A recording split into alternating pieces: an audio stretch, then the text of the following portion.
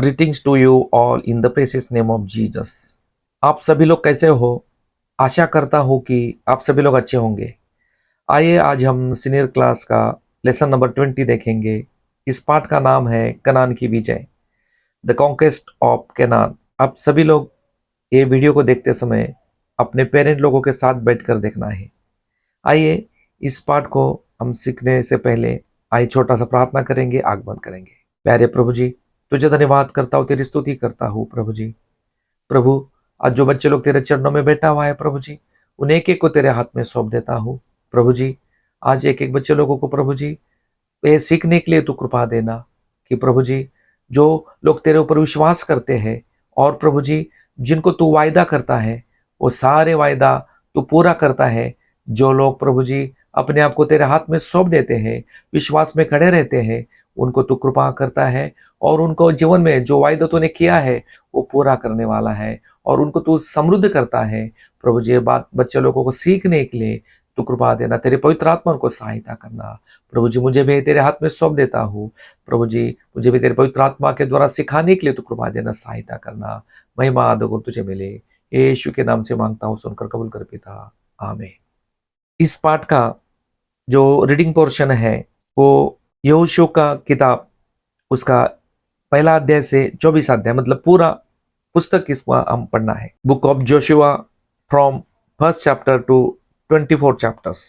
इसका याद करने का वचन मैं पढ़ता हूँ। व्यवस्था विवरण 32 अध्याय का 8 और 9 वचन। जब परम प्रधान ने एक एक जाति को निज निज भाग बांट दिया और आदमियों को अलग अलग बसाया, तब उसने देश देश के लोगों की सीमाएं इजराइलों की गिनती के अनुसार ठहराई, क्योंकि यहोवा का अंश उसकी प्रजा है, याकूब उसका नपा हुआ निज भाग है। ड्यूट्रोनॉमी 32 chapters 8 and 9 verse. When the Most High divided to the nations their inheritance, when he separated the sons of Adam, he set the bounds of people according to the number of children of Israel. For the Lord's portion is his people. Jacob is the lot of his inheritance. इस पाठ का जो उद्देश्य है, मतलब इसका जो मूल अध्ययन है, उसके विषय में हम देखेंगे। परमेश्वर अपने सभी वायदों में विश्वास योग्य है। यदि परमेश्वर के लोग उसकी बात मानेंगे और उस पर भरोसा करेंगे तो वह उन्हें समृद्ध करेगा और उन्हें वो आराम देगा।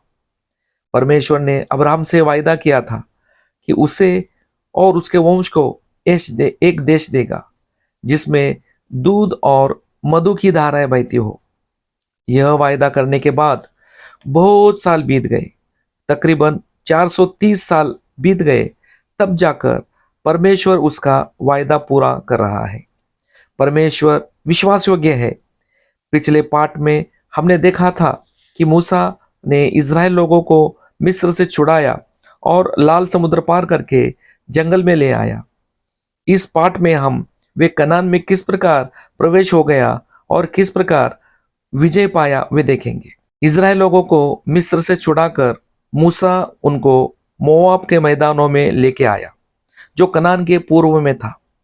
मिस्र से निकलते समय जिन लोगों का उम्र 20 वर्ष से अधिक था, वो लोग जंगल में ही नष्ट हो गए। उनका अविश्वास के कारण, अवज्ञा के कारण, उनका बुड़बुड़ाना, परमेश्वर के खिलाफ, मूसा के खिलाफ बलवा करना, इस कारण परमेश्वर का क्रोध उनके ऊपर आया और वे जंगल में ही नष्ट हो गए।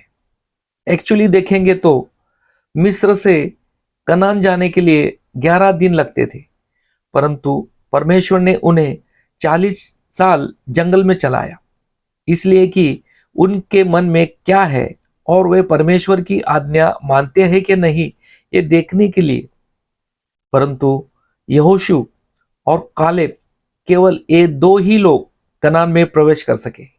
उनके विश्वास के कारण वे कनान में प्रवेश कर सके। उसी प्रकार हमको भी स्वर्गीय कनान में परमेश्वर के राज्य में पहुंचने के लिए, परमेश्वर का वायदा पाने के लिए विश्वास में बने रहना जरूरी है। विश्वास ही से परमेश्वर के राज्य में प्रवेश कर सकते हैं, उसके वायदे पा सकते हैं। विश्वास हमारे जीवन में बहुत ही महत्वपूर्ण है।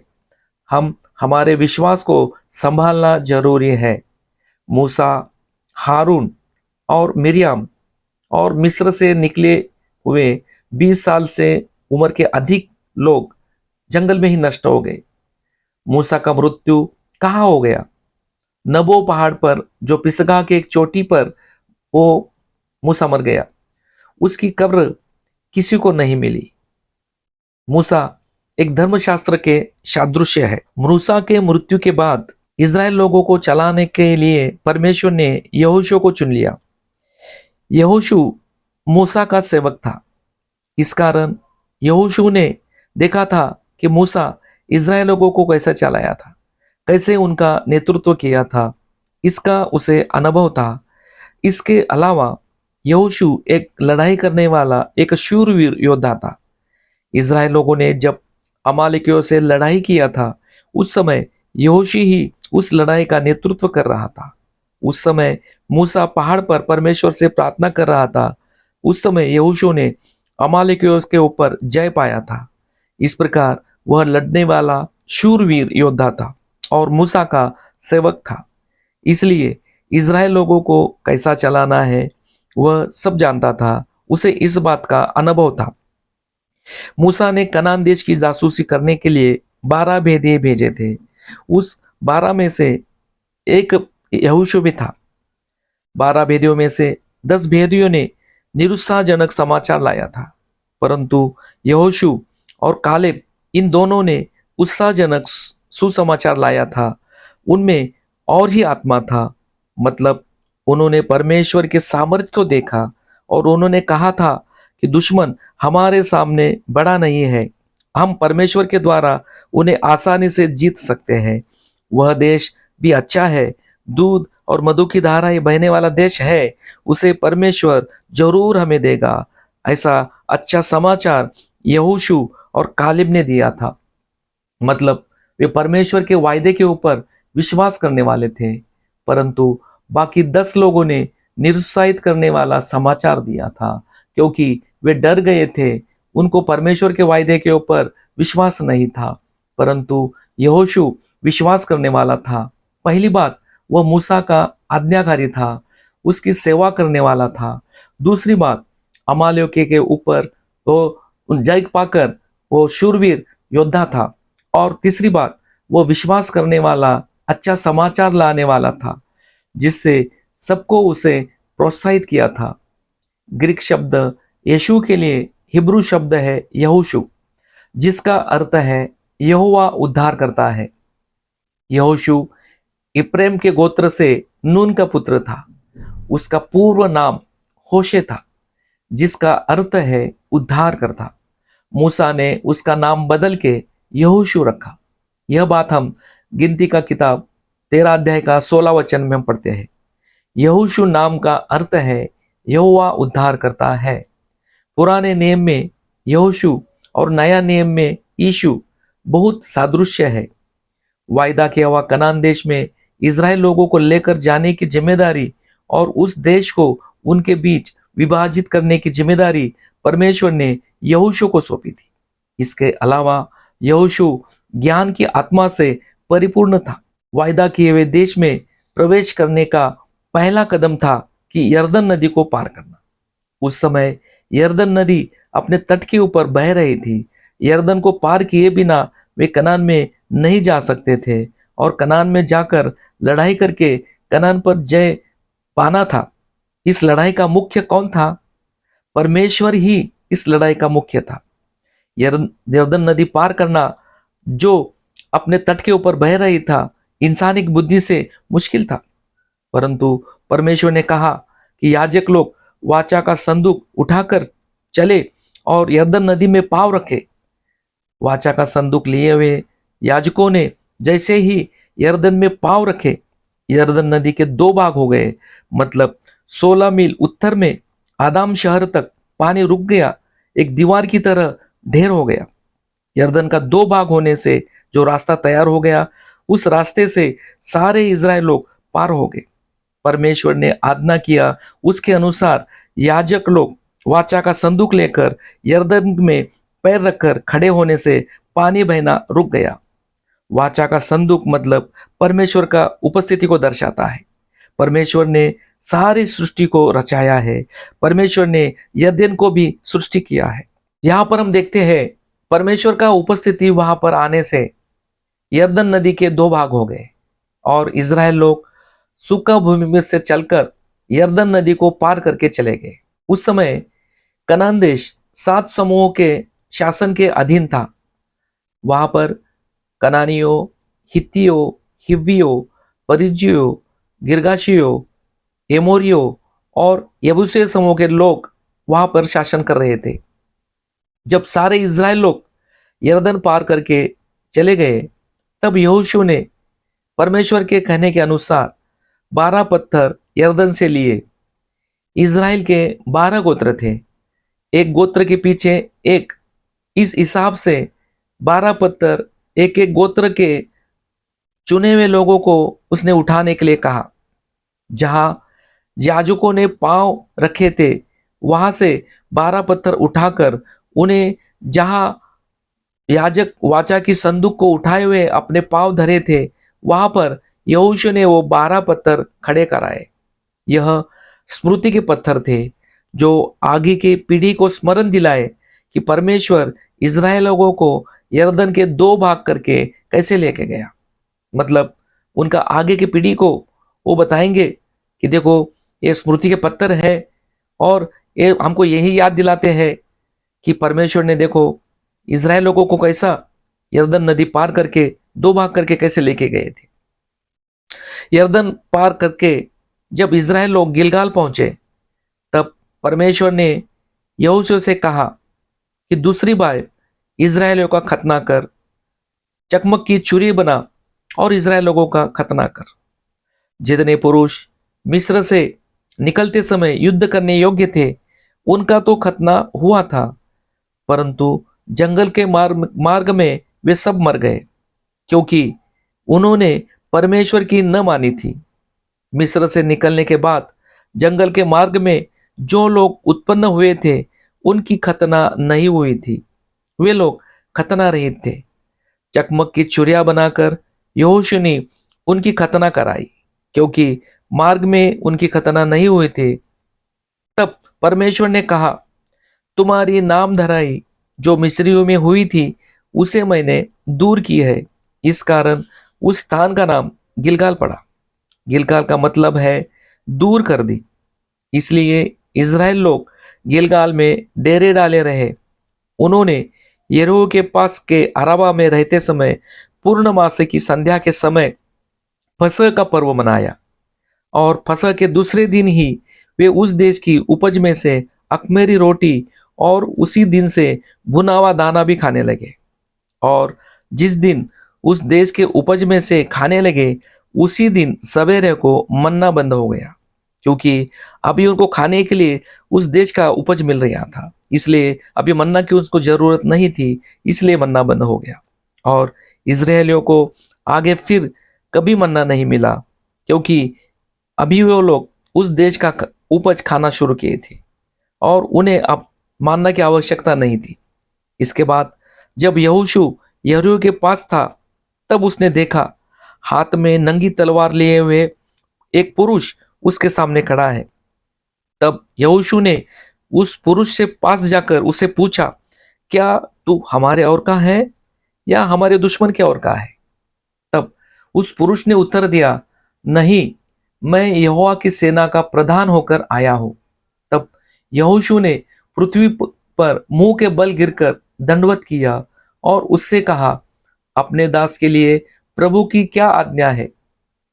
तब उसने कहा, अपनी जूती पांव से उतार डाल क्योंकि जिस स्थान पर तू खड़ा है वो पवित्र है।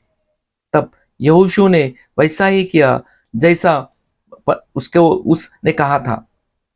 जब मूसा भी परमेश्वर ने उसको बुलाया था, उस पास के गया था, तो परमेश्वर ने मूसा को भी ऐसा ही कहा था।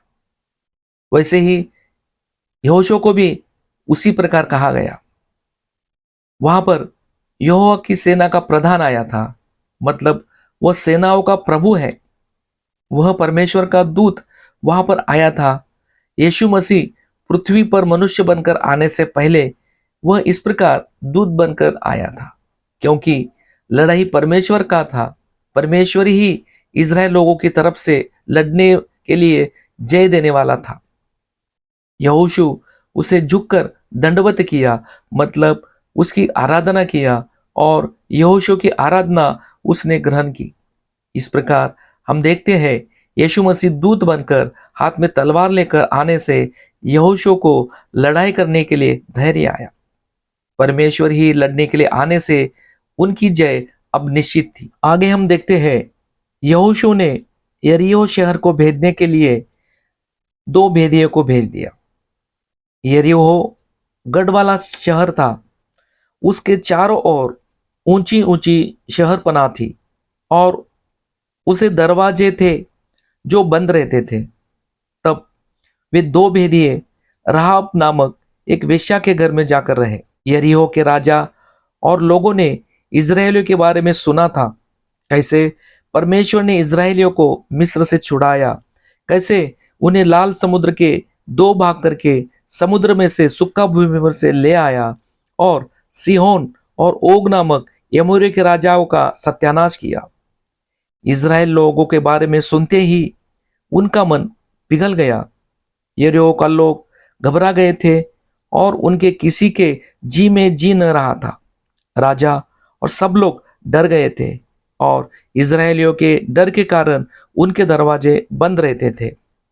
जब यरीहो के राजा को पता हो गया कि इजराइल के दो भेदिए आकर राहाब वेश्या के पास रह रहे हैं, तब राजा ने राहाब से कहला भेजा, उन भेदियों को उसके पास बाहर ले आ।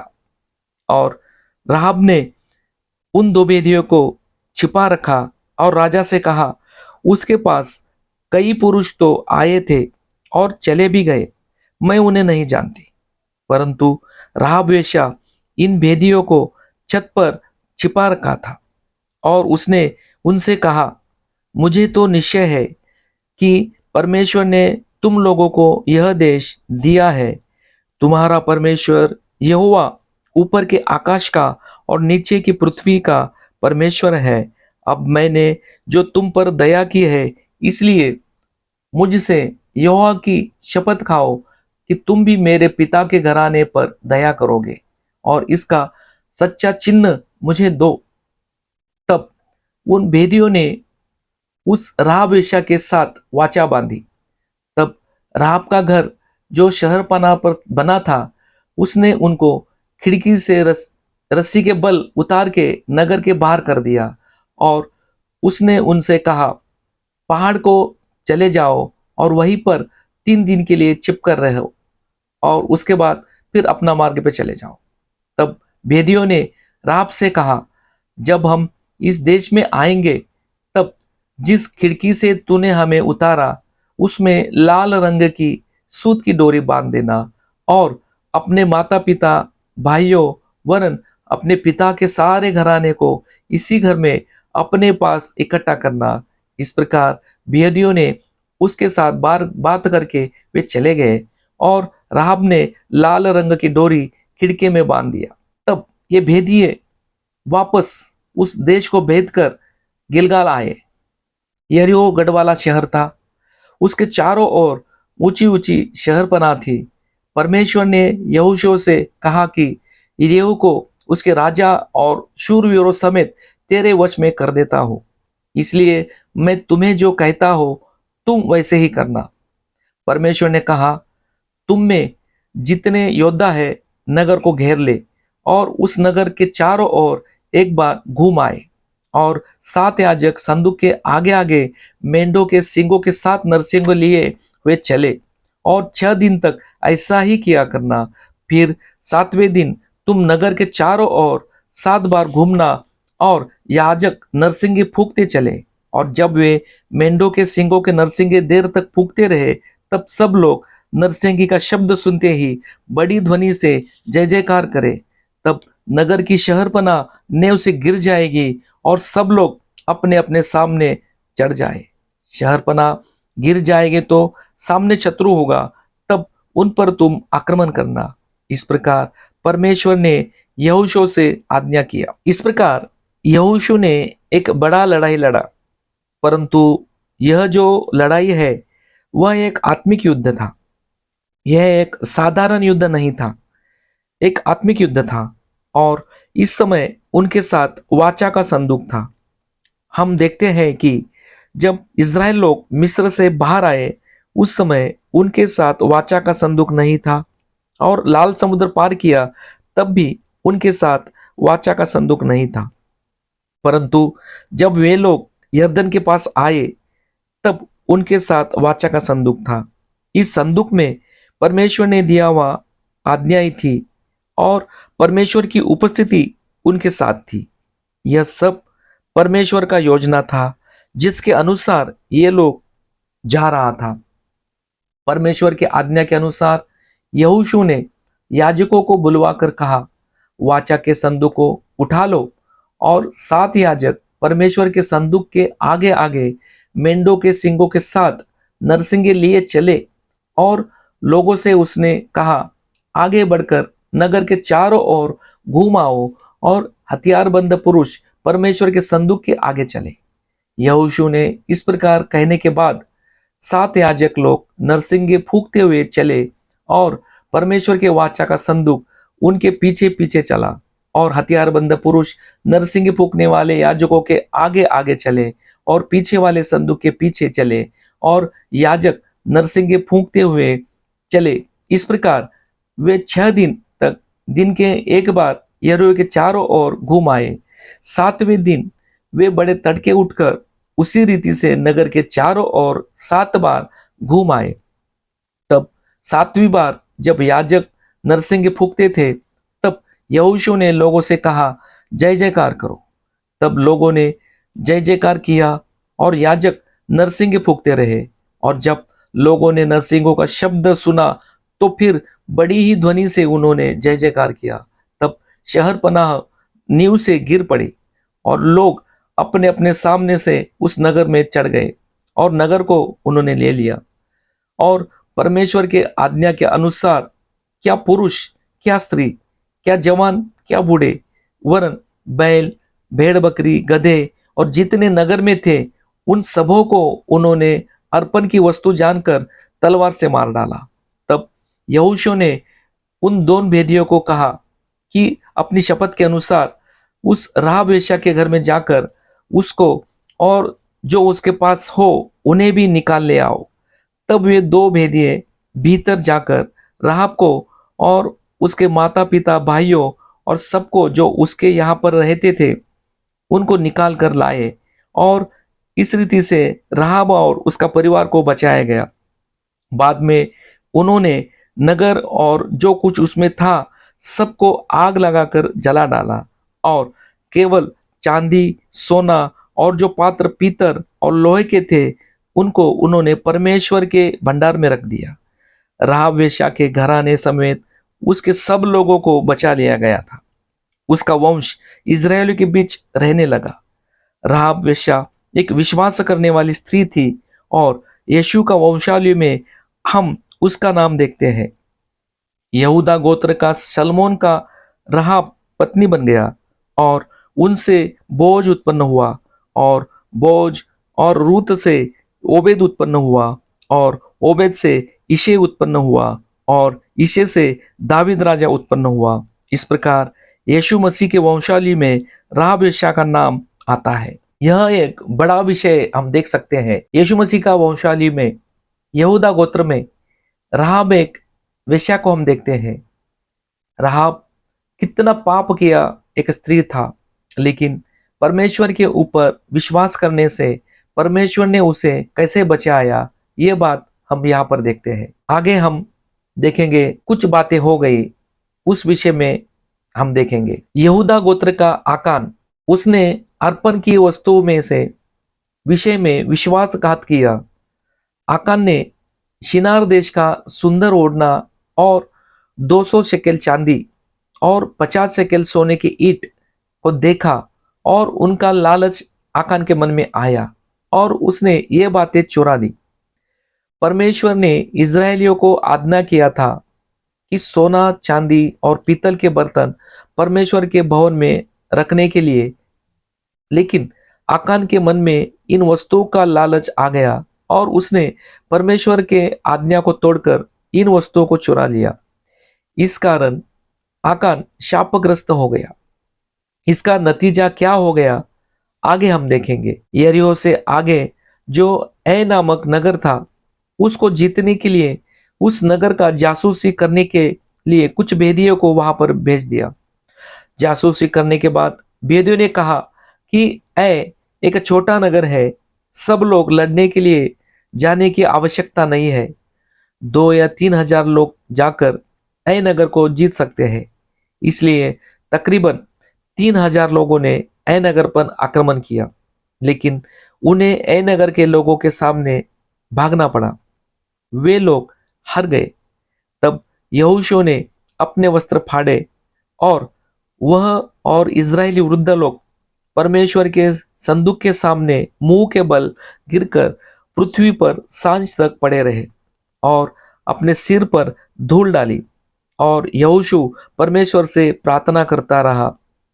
तब परमेश्वर ने उसे कहा, इज़राइलियों ने पाप किया है और जो वाचा मैंने उनसे की थी उन्होंने वह तोड़ दी है और अर्पण की वस्तुओं में से ले लिया, वरन चोरी भी की और छल करके उसको अपने सामान में रख लिया है।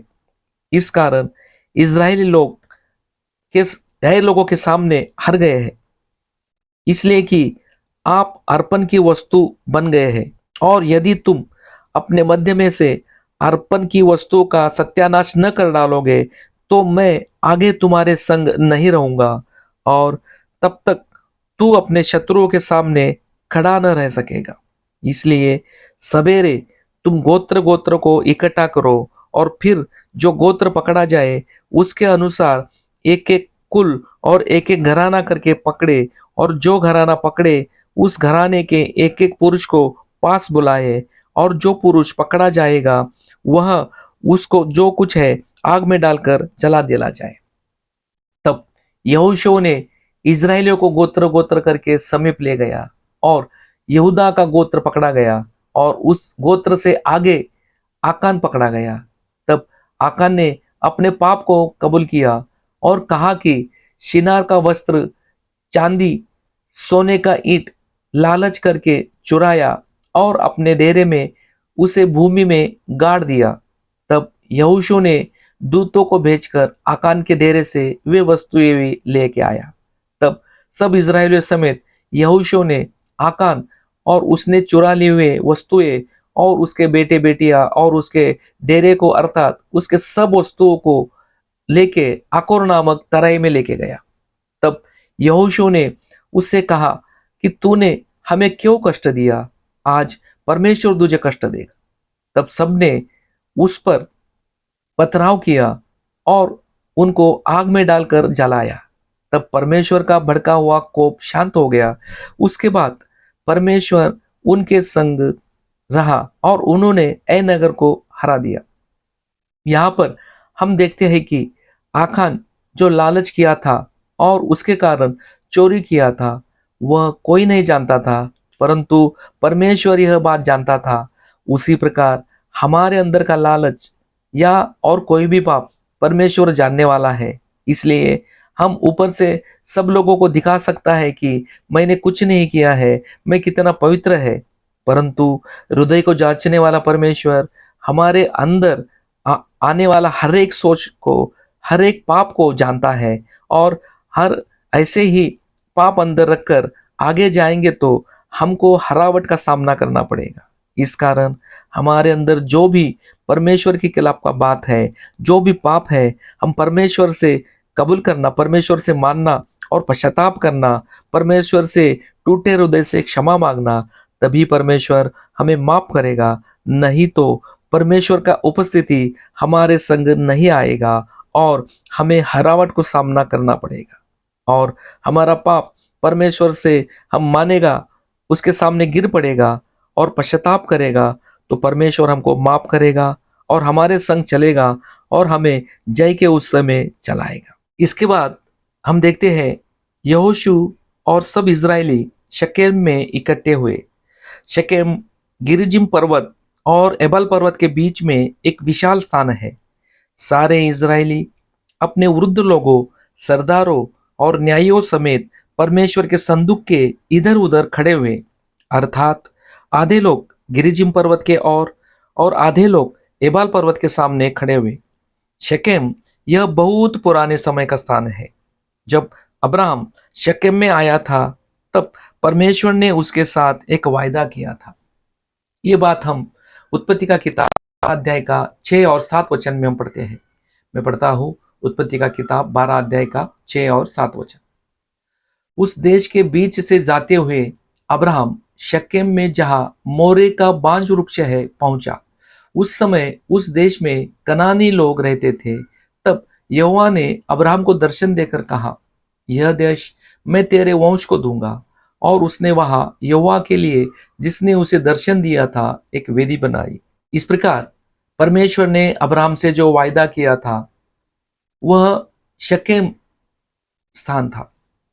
इसके बाद हम देखते हैं उत्पत्ति 33 अध्याय का 18, 19 और 20 में याकूब शकेम नगर में आकर वहां पर उसने डेरे खड़े किए थे और भूमि के जिस खंड पर उसने अपना तंबू खड़ा किया था उसको उसने शकेम के पिता हमोर के पुत्रों के हाथ से 100 कसीतों में मोल लिया था।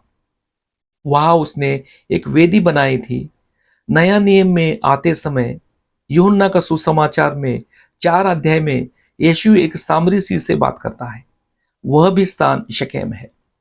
इस स्थान पर यीशु ने जीवन का जल का विषय में, उद्धार के विषय में बात किया था और उसने अपने आप को मसीहा करके यहीं पर प्रकट किया था। इस शकेम में हम देखते हैं, इस शकेम के पास एबाल पर्वत है और गिरिजिम पर्वत है। यहोशू ने एबाल पर्वत से शाप और गिरिजिम पर्वत से परमेश्वर के आशीर्वाद की घोषणा की थी। मतलब परमेश्वर की आज्ञा पालन करने से आशीर्वाद मिलेगा और परमेश्वर की को आज्ञा को तोड़ने से शाप मिलेगा, इसकी घोषणा यहोशू ने की थी। इस प्रकार क्या करना है, क्या नहीं करना है, इस विषय में व्यवस्था विवरण का 11 अध्याय से 17 अध्याय तक हम देख सकते हैं। यहाँ पर परमेश्वर की आज्ञाएं मानने वालों को परमेश्वर आशीर्वाद देगा और परमेश्वर की आज्ञा न मानने पर पाप करने पर परमेश्वर उन्हें शाप देगा करके हम यहाँ पर हम पढ़ते हैं। यहाँ पर हम देखते हैं कि परमेश्वर की आज्ञा मानना और लड़ाई में कुछ संबंध है। इन दो बातों का आपस में संबंध है। हमारे आत्मिक जीवन में भी हम परमेश्वर के सामने अपने आप को नम्र करेगा तो हमारे आत्मिक जीवन में परमेश्वर हमें जय के अनुभव में चलाएगा। यहाँ पर हमने देखा कि कनान देश में रहने वाले लोगों को परमेश्वर ने निकालकर उसकी प्रजा को यानी इज़राइल लोगों को वह देश दे रहा है। कनान में रहने वाले लोग परमेश्वर के विरुद्ध करने वाले हैं, पाप करने वाले हैं, इसलिए परमेश्वर ने उन्हें कनान से निकाल दिया था, इज़राइल लोगों को वह देश दे दिया था। उसी प्रकार हम भी यीशु मसीह को अंगीकार करेंगे तो परमेश्वर का राज्य हमारे अंदर स्थापित करेगा। यीशु मसीह को अंगीकार करने से परमेश्वर का राज्य हमारे अंदर आता है। परंतु हमारे अंदर कई शरीर के काम है। हम प्रभु को नम्र हो जाएंगे तो परमेश्वर का आत्मा का सामर्थ्य हमारे आत्मा को मिलेगा। वचन में ऐसा लिखा हुआ है, शरीर आत्मा के विरोध में और आत्मा शरीर के विरोध में लालसा करता है। हम परमेश्वर के सामने परमेश्वर के वचन को हम नम्र हो जाएंगे तो हमारे आत्मा को परमेश्वर से सामर्थ मिलेगा और शरीर के कामों को हम मार डालेंगे, शैतान के कामों को नष्ट करेंगे और इस प्रकार हमारे अंदर का परमेश्वर का राज्य हम में बढ़ता जाएगा। परमेश्वर का राज्य हमारे अंदर बढ़ता जाएगा तो शरीर के काम, शैतान का राज्य घटते जाएगा। शरीर के कामों को हम ज्यादा महत्व देंगे और परमेश्वर को अंदर जगह नहीं देंगे तो हमारे अंदर का आत्मा का काम कम होते जाएगा और परमेश्वर का राज्य कम होते जाएगा और शैतान हम पर कब्जा करने के लिए मौका मिलेगा। हमें हर दिन जय के अनुभव में बढ़ते जाना चाहिए। परमेश्वर के आत्मा से हमें भर जाना है। शरीर के कामों के ऊपर हमें जय पाना है। संसार के ऊपर जय पाना है। इस प्रकार परमेश्वर का राज्य हम में बढ़ते जाएगा। मसीह जीवन एक लड़ाई का जीवन है, इसलिए हमें परमेश्वर की आत्मा की जरूरत है।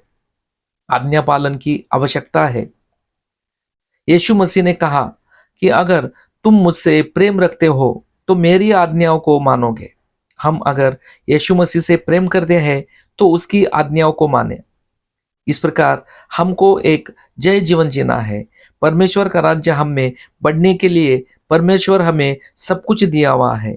हम परमेश्वर की आत्मा से भरपूर हो जाएं और परमेश्वर को हम इस प्रकार अपने आप को सौंप दें और परमेश्वर के लिए जिए।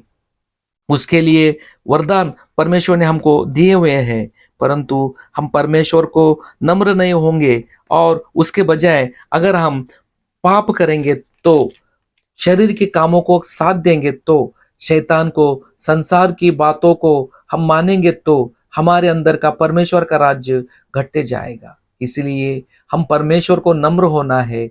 हम परमेश्वर के आत्मा का सामर्थ्य पाना है और जय जीवन जीना है। और इसके आगे का भाग हम दूसरा पार्ट में हम देखेंगे। आइए इस समय हम प्रार्थना करेंगे। प्यारे प्रभु जी, तुझे धन्यवाद करता हूँ, तेरी स्तुति करता हूँ प्रभु जी। प्रभु जी, इस पाठ में जो विषय प्रभु जी तू बच्चे लोगों को सिखा रहा है, वो प्रभु जी बच्चे लोगों को जीवन में अंगीकार करने के लिए तू कृपा कर। प्रभु जी, इज़राइल लोगों को जिस प्रकार तूने चुना हुआ है प्रभु जी, और प्रभु जी उनको प्रभु जी जो वायदा किया वो राज्य उनको तू दे रहा है प्रभु जी। कनान देश में उनको तू लेकर गया प्रभु जी, हालेलुया। उनको जय जीवन में चलने के लिए उनको तू सहायता किया प्रभु जी। उनके लिए प्रभु जी तू ही लड़ाई लड़ा प्रभु जी, हालेलुया। ओ प्रभु जी, उनको तो कृपा दिया, सहायता किया, तुझे धन्यवाद करता हूँ प्रभु जी। इसी प्रकार प्रभु जी उनके द्वारा बच्चे लोगों को ये बात सीखना चाहिए कि प्रभु जी कि तेरा हाथ में सौंप देने से तू कृपा करता है, तू सहायता करता है, और प्रभु जी तेरा राज्य उनके अंदर तू स्थापित करता है। और प्रभु जी शैतान के राज्य के ऊपर वो प्रभु जी उनको जो जय देता है, शरीर के कामों के ऊपर तू जय देता है। ये बातों को प्रभु जी मानने के लिए, कृपा करने के लिए तू सहायता करना प्रभु जी। मैं प्रार्थना करता हूँ एक एक बच्चों के अनुभव में चलने के लिए तू सहायता करे। एक एक को एक जय जीवन का अनुभव में चलने के लिए तू कृपा दे, सहायता करे। तेरे आत्मा से भरपूर होते हुए, तेरे पवित्र आत्मा का सामर्थ्य पाते हुए प्रभु जी एक एक दिन भर दिन प्रभु जी, हालेलुया, एक एक के अंदर तेरा राज्य बढ़ने के लिए प्रभु जी मैं प्रार्थना करता हूँ, विनती करता हूँ। सारा महिमा आदर और तुझे मिले। यीशु मसीह के नाम से मांगता हूँ, सुनकर कबूल कर पिता, आमीन।